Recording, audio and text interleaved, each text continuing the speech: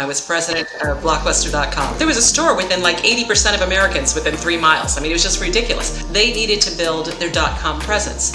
And they had the foresight to believe they wanted to create a website that would allow them eventually, right, to do streaming when that became feasible. But initially it would, provide help and support to their overall business. And so I was hired to build that website and to build that overall business entity. So we did. And along the way, I met Reed Hastings. So here I am at Blockbuster, and I'm trying to build technology in a media company. And he has technology, and he's trying to get relationships and partnerships with media companies writing content. So he came to Blockbuster and pitched, let's take Blockbuster.com, the brand, Netflix, the technology, put them together and go conquer the world. At which point, my boss passed. Right? So you were there for that meeting. You were there when that happened. It's one of those things where it's like, okay, right? I decided this was not my long-term, opportunity, and I need to get myself to Silicon Valley, which is what I ended up doing. I can just imagine the temperature of like, who is this guy? Who does he think he is? Like, we're Blockbuster. Like, we can do this all in-house, we can do this, because that was back, whenever Netflix was doing some people won't even remember the DVDs, the mail order DVDs. Exactly, and it was just the very early days of that. It was, yes. All right, welcome everyone to another episode of the Jake Dunlap Show. We are very excited that you joined us. If you haven't tuned in, this is the show where we talk to celebrities, thought, and industry leaders to really discover their journey to success.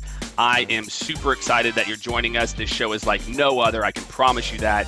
You might laugh, you might cry, but you will definitely leave inspired and gain a whole new level of insight into those people that you follow, love, and admire. All right, welcome everyone to another episode of the Jake Dunlap Show. I am very excited for our guest today.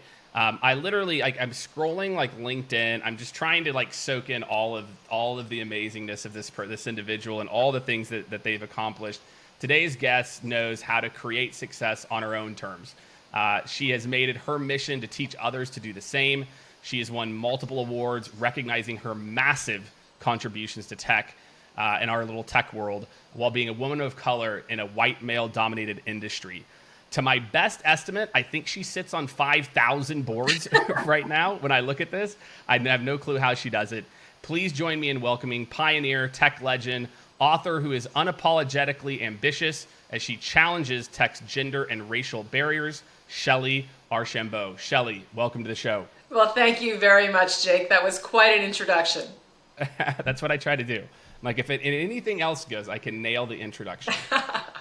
That's a part of it. So again, we talked a little bit about it, but on the show, what we like to do is, again, tell the stories of people, how we got to the places that we're at now, and the journeys are some of the best stories to tell. So for you, it's really interesting. We would go back to DC, but we were talking a little bit ahead of time, and you lived in 7 different places before high school. And, I lived, 5 different places. So I think that shapes you. You kind of start to meld to different, people and cultures. And so what was growing up like for you, in again, moving in different places, finally ending up graduating high school in New Jersey? And what are some of your kind of early lessons or memories of those moves and what it taught you? Yes, I would say the biggest thing that moving taught me was, frankly, resilience. And it also taught me that people are just people. And wherever you go, you'll be able to find people that have similar outlooks, similar values, similar approaches to life. We're all different, but at the same time, there's a lot that makes us the same. So those were probably my biggest lessons from moving around in general. I had some definitely early lessons from some of the places that we moved, but that was my overall lesson. Yeah, well, let's talk about some of those. Again, moving in different places, throughout the U.S., it can mean a lot of different things. And so it's like you're growing up, were there 1 or 2 memories that really stand out around, resilience in particular, since you highlighted that?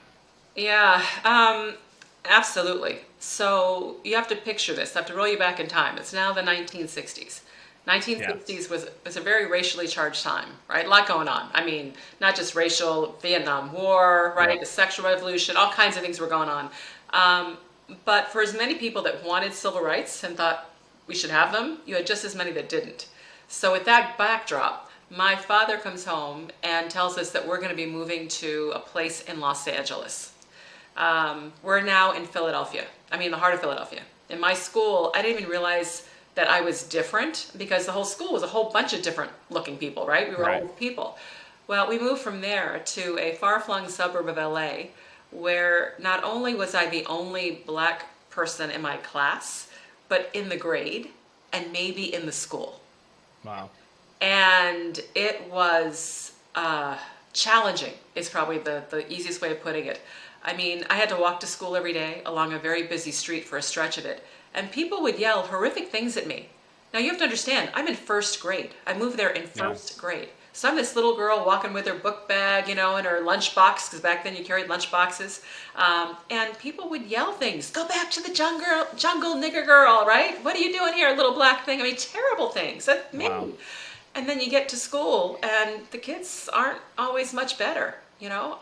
And I was beaten up by kids in my own class walking home from school. I mean, it was just not a good thing.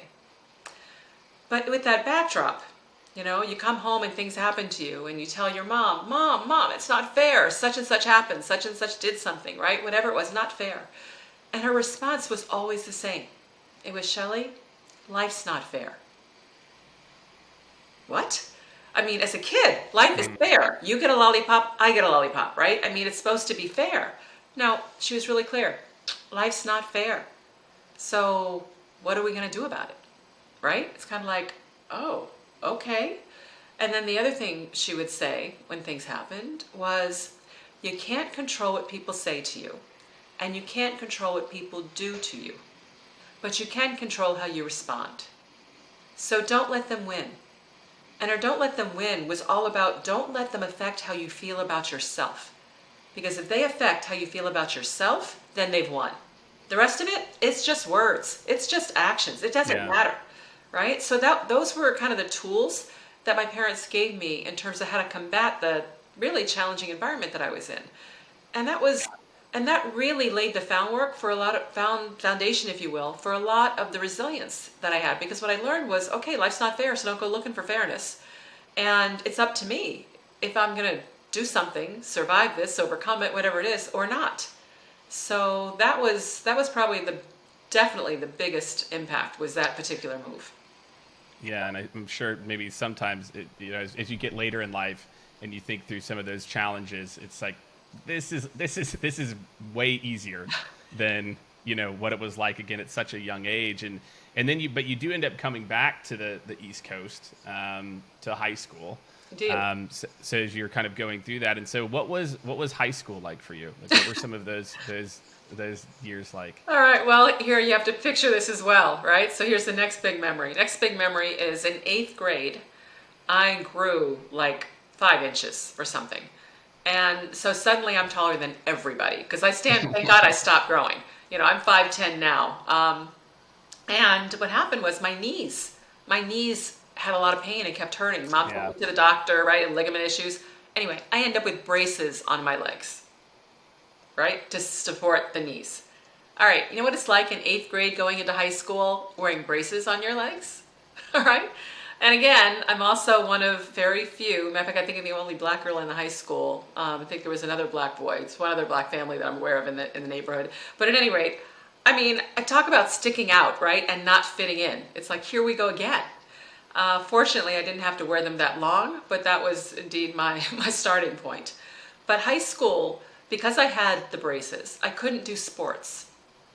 So clubs became my sport. I joined everything. American Field Service, National Honor Society. I was part of the French Club. I mean, you named it. I did the key service, right? I volunteered. I was just involved. That was my thing. And I learned that I actually liked leading these clubs because when you led them, not only did people suddenly show you some respect, which I so craved, but you also got to determine or have influence on what you actually did, right? And I kind of liked that too. I said, all right, this is pretty good. And I liked working with people. So that's what I did. And then fast forward, junior year of high school. You have that fateful conversation, obligatory conversation with the guidance counselor. You know the conversation, Jake. Yeah. Are you going to college? If so, blah, blah, blah. And what do you want to do after college? And I said, well, I want to go to college because my father didn't have a college education. It was drilled into us. College, college, college. Pardon me. But I didn't know what I wanted to do. I told her, I said, I don't know what I want to do. All I know is I want to make enough money to keep the thermostat at 72 degrees, eat out at restaurants, and travel. Those were all Life things goals. I couldn't do. Life goals. That's right. For us, vacations were camping, right? Yeah. I hear So anyway, she said, well, what do you like to do? And I said, easy, clubs, right? Told her what I did. And she said, clubs are like business. Pull people together and get things done. I thought, great, I'm going to go into business. And you know what? I like leading these clubs. So when I looked up, the people who lead clubs were called, or companies rather, were called CEOs. So I said, great, I'm going to go be a CEO. Audacious? Absolutely. Naive? Yes. I had no idea what that meant. It reminds me of my very first job out of college.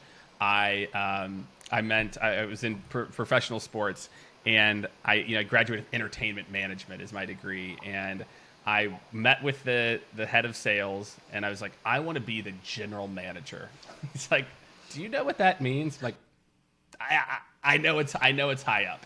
I'm like, that's all that I know, and I got the job, but I never became the general manager. But it's the naiveness of it. And so you wanted to be a CEO early. You go to Penn, right? So amazing opportunity. How did you pick Penn?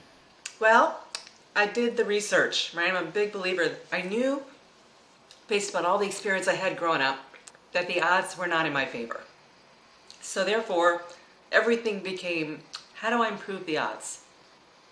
So I looked and did the research on who the CEOs were, backgrounds, and I said, okay, I don't see anybody who looks like me.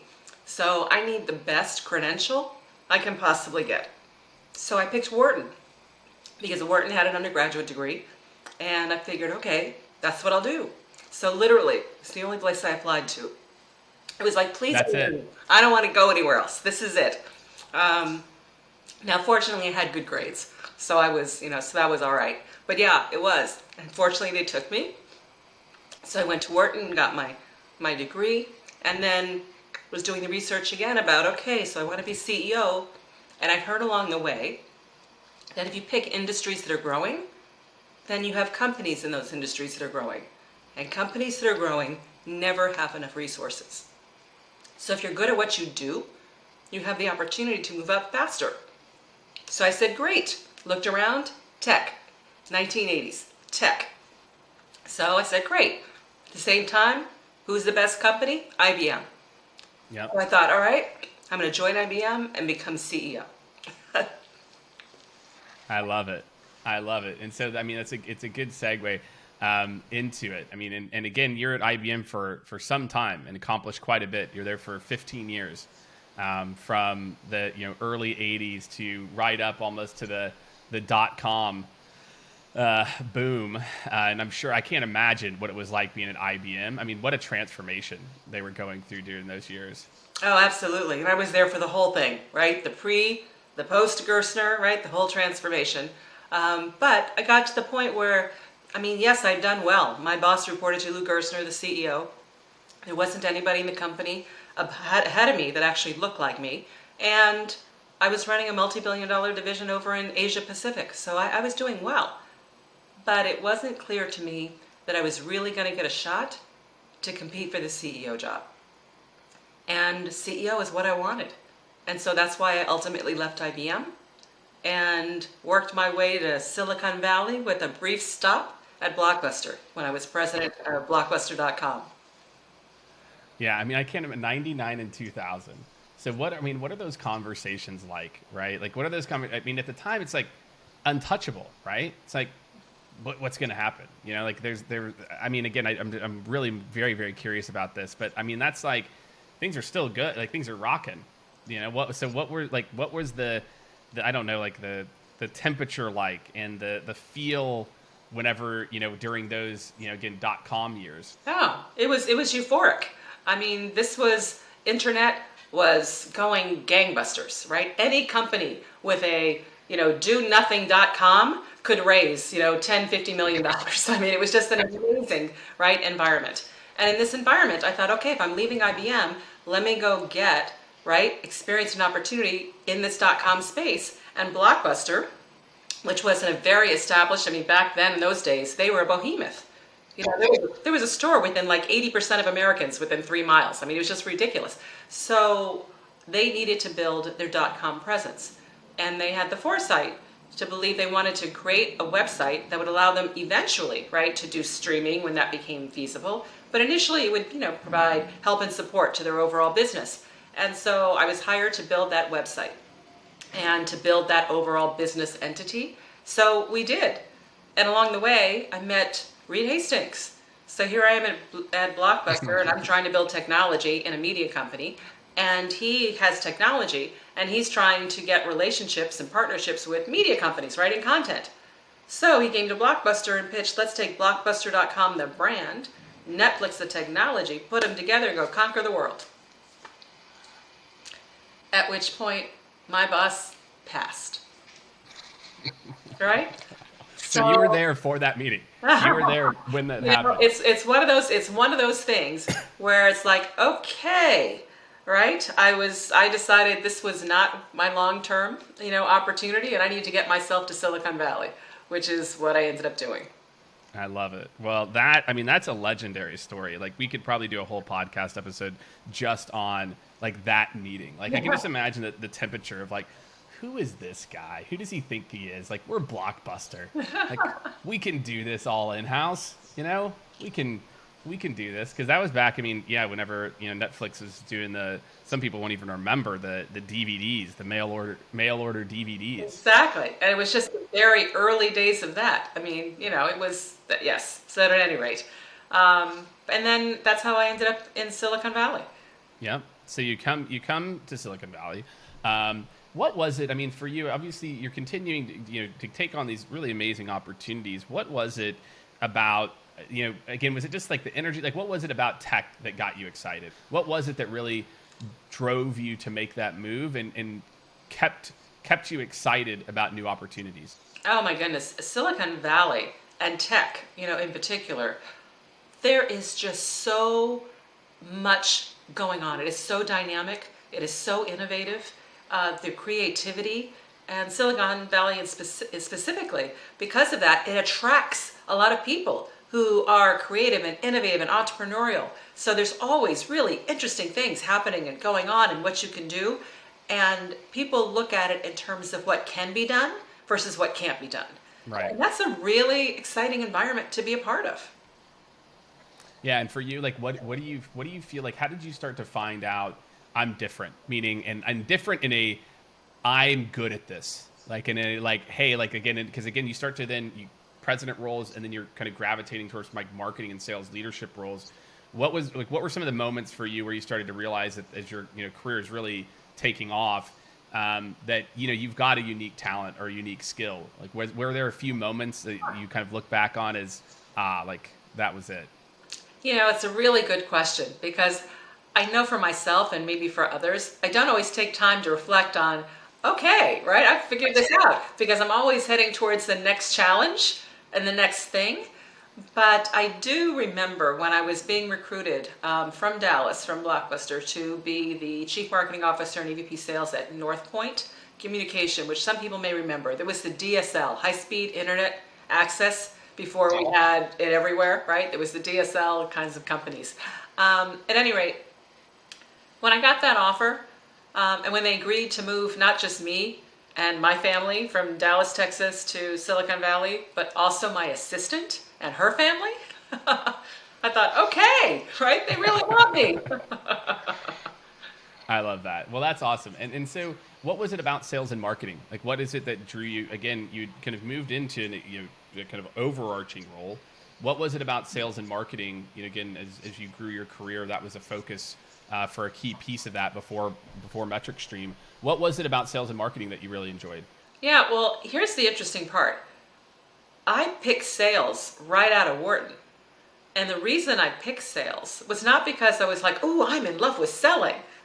I picked it because I'd done the research, and every single CEO at IBM started out in sales.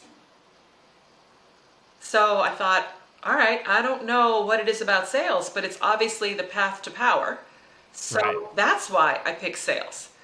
And then you build skills. And I'll tell you, I tell people this all the time. Everyone should do a job in sales. I don't care what kind of sales. And the reason is, to this day, I use more of the skills that I gained as a salesperson than any other role I've had or degree, right, I've earned. Because when you're selling, you learn everything. You learn how to read a room. You learn that a no doesn't mean no. It just means not now. It means something's not right. You learn how to negotiate, how to create win-win scenarios. You learn how to attract people to support you and work with you, whether they work for you or not, right? To get something done.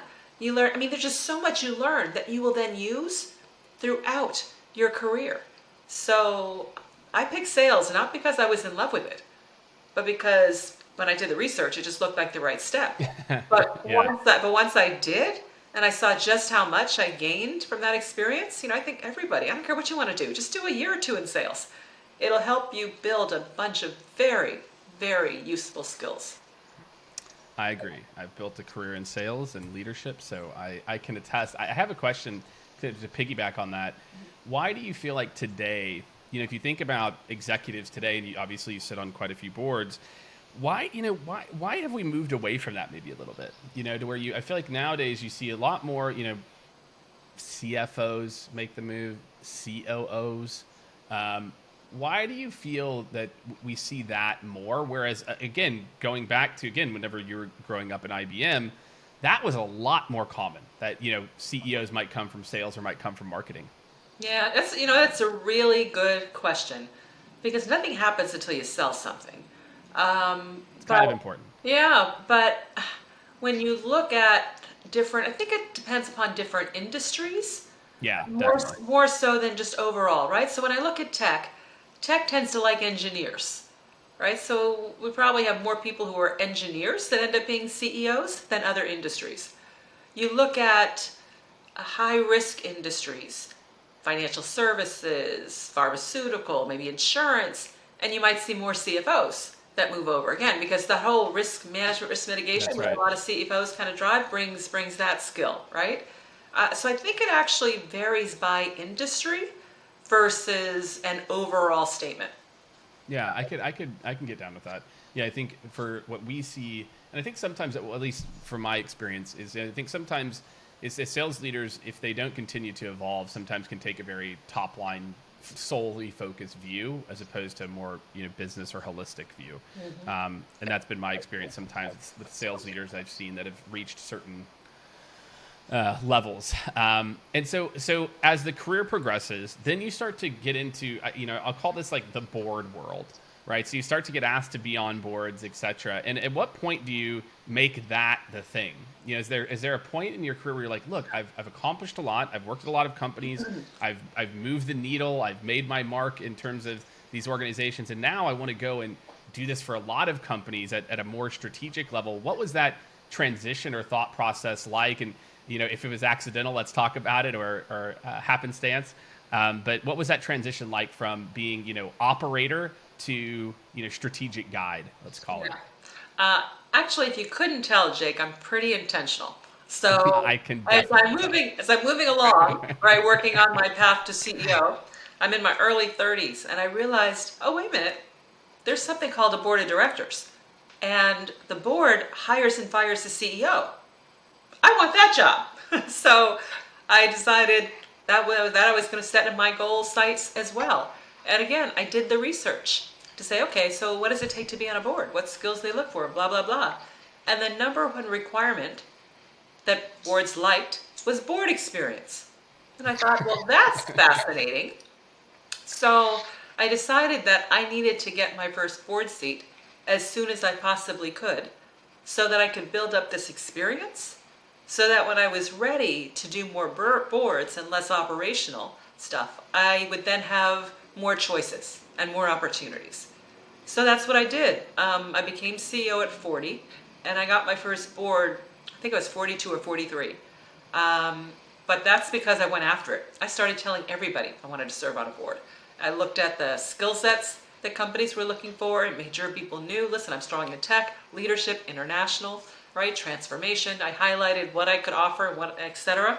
And that's how it happened. So, and you went out and made it happen, right? It's like nobody was like finding you saying like, oh, she has potential.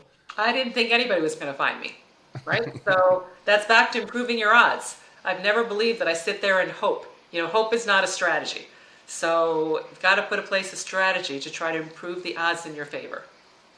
And how did you, so again, talking about that strategy, so then you start down this path. 2013, Verizon, right, which is obviously a name that many of you might know. How did you, again, as you're intentional now, and we're finding out, how did you carve that path? How did you start to think about bigger and bigger, Nordstrom, like all the different boards that you're on now? How did you start to think about building that Okta, et cetera? Like, how did you think about building that resume over time? Yeah, so I had served on a company called Arbitron, which was a public company who did media ratings, and it was bought by Nielsen. And at that point, I was like, okay, now I'm ready to serve on a major board. I've had now 7-8 years of board experience. I've been a CEO for, going on 10 years. And I started doing the same thing. Started telling people, all right, I'm open to another board opportunity. I like a company, blah, blah, blah. And I described what I like. I like companies that are going through disruption or transformation. And as part of that, I told people that I worked with and worked for. So Mark Andreessen was somebody I told that, hey, I'm interested in serving on a board. Well, lo and behold, he was having a conversation, several months later with Lowell McAdam, the CEO at the time of Verizon. And Lowell was saying, we're looking for a board member. We'd like somebody in tech, but we really want somebody who's had scale experience, because that's one of the challenges in tech. You tend to just see smaller. And if they have, experience in telecom, that's great. And they just laid out a different set of skill sets. And Mark was like, he put a few names forward. And one of the names he put forward was mine. So I got the opportunity to compete for the role and ended up getting the role. That's pretty amazing. And that, I think, and then that kind of continues to open doors. I think what Nordstrom is next then? Is that the next? Yep, the next one was Nordstrom after that. And then I joined the board. Then after I stepped down from my CEO role, I joined the board of Roper Technologies and then Okta, which is in the identity management space. No Okta well. Okay, and so as you're going through now, okay, so you've made this transition, and again you've earned it. You've been intentional. So let's talk about what's coming up, and let's talk about the book as well too. And what's the intentional next step for you? So let's talk let's talk a little bit about the book. And really, I know that you'd done a marketing book earlier in your career, but this is like your first kind of book yourself published, or not self-published, but published with you as the center writer. Tell me about the book. Why was that the right time? What got you excited about writing the book? And what were your kind of hopes and aspirations, or what are your hopes and aspirations for it? Yes, Jake, I had decided probably, 10 years before that when I got to phase two for me was when I was past the batons on my operational always on job. When I got to phase two, I was going to write down kind of the lessons I learned, how to improve your odds, how to get what you want. Because I had tried throughout my career to be pretty accessible. Because there weren't many people, whether you want to look at the woman lens or the African American lens, that looked like me, that were doing the things that I was doing. And so people reached out. And when people reached out, I tried hard to respond. I'd meet with people at coffee, do whatever, talk to people. But as I got more and more responsibility, I had less and less time to do that. I still responded, LinkedIn, email, what have you, but I couldn't meet with everyone that wanted to meet with me. And I said, you know what, this is killing me, because I want to share and I want to help. So one day I'm going to write it down. And then when I got to my phase two, as I call it, when I passed that CEO baton, I started immediately to write it down. And what I wanted to do was not just say, hey, do this, do this, do this. That wasn't the point. The point was really to be able to share how to get what you want out of life, professionally and personally, by being intentional. And I wanted to share the fact that it's life. Life is all sides of us. Too many business books talk about just the business lens. And the business lens is great, but a lot of times it's the rest of life that impacts the business lens. That's right. And so I wanted people to see that, hey, life is hard. It is hard, but it's hard for all of us. So just because it feels hard to you, don't stop. Don't quit. Don't stop pushing, right? Just get more help. And here's the kind of help you can get. And here are the kinds of things that you can do. So I wanted to share, fairly candidly, the different experiences to help people just relate to the fact of, listen, if I could do this, you could too, right? I'm not that special. Well, it's great. And we'll link to the book in the show notes as well too. And I really encourage everyone to check it out. And from the book, some of the things again around taking risks. And I think that's a big one for a lot of people. And you think about this, even the title, unapologetically ambitious. What are some of those, as you reflected to write the book, what were some of the, I guess, things that you pulled out and kind of key moments that anybody listening right now of, maybe places where you were bold or where you were brave, where you see and you really encourage people again when they meet with you or they read the book? Like, what are some of the key moments where you're like, these are the moments where people need to be bold or be unapologetic? Do you find patterns as you were kind of looking back in your own career? Yes, it's taking risks, I'll call it in general, because risk and reward are two sides of the same coin. So there were times when I had a job opportunity, sounded like a good one. Did I have an idea of how I was going to be successful and do that job? Not necessarily, right? But if it was offered to me, I was going to take it and figure it out. That's a risk. And some people shy from that and think, oh no, I'm not ready. I don't really know how to do all the... No. The whole point is whenever you start a new role, by definition, you're starting at the bottom of the learning curve ladder. Nobody expects you to be an expert in the role. You're new, right? So go ahead and jump to the bottom of the ladder and then learn, climb, grow, and then jump to the next one. But every time you jump to the next one, you're going to feel inadequate and you're going to feel a little insecure. Because guess what? You don't know everything. By definition, that's okay. So take risks, take those roles, and then also be comfortable getting uncomfortable. Here I was at IBM. I'd spent 14 years. All my friends were IBMers because I moved around so much. My husband was even an ex-IBMer. And I'm looking at leaving the company. I mean, I could have stayed. It would have been comfortable. I would have had a good life. Yeah. I would have been a senior exec. I just wouldn't have been a CEO, right? So I could have stayed. But that wasn't the goal. So I had to get uncomfortable. I had to leave everything I knew, right? And jump into something completely different. So take the risks, right? Risk and reward, two sides of the same coin. I think it's a great lesson for anybody who's, thinking through their next move. And obviously, in today's climate, a lot of people are doing that right now. The thing that I hope people have heard throughout this conversation, though, as a part of these moves, you don't always know the perfect next move, right? I think some people, it's like if it's not perfect, they overthink it and overanalyze it. But also, if you with your story in particular, intentional.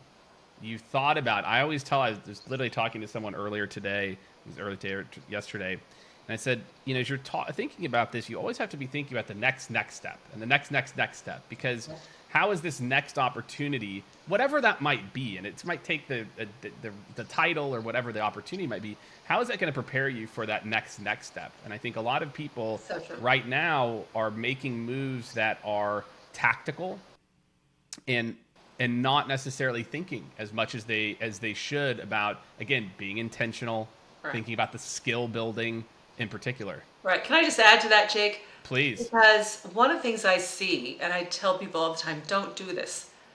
Don't run from problems, right, into something else, but run to opportunities.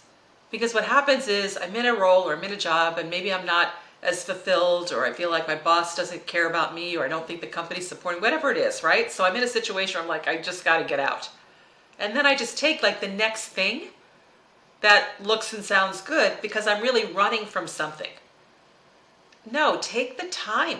Take the time to figure out what is it you want. And by the way, first step, don't immediately just think you can't fix the situation you're in. Always try to fix that first. And the reason is you've made an investment and you've got equity. And I don't mean stock options. I mean equity in terms of professional equity. People know you, they know what you're capable of, right? You've got relationships. All those things matter in terms of building your career. So if you can fix the situation, you'll get more leverage from that existing equity. When you move into a new company, you have to build that equity all Starting at the over bottom again. Exactly. So it's not an automatic, I move to the next one at a higher level and then I'm just up from here. You move at a higher level, but you actually dip when it comes to your own personal reputation, right, and brand.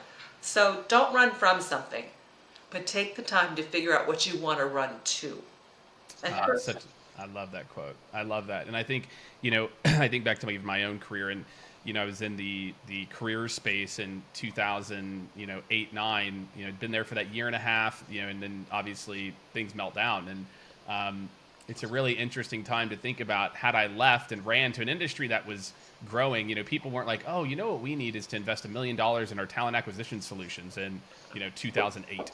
Right. And but the adversity and what you learn, again, when you become a part of the solution, what you learn whenever you can overcome that and you can transform are the skills that allow you to lean in, throughout your life, and allow you to lean into tough situations and lean into difficult situations, as opposed to what you said, which is things are hard. I'm a little out of my comfort zone.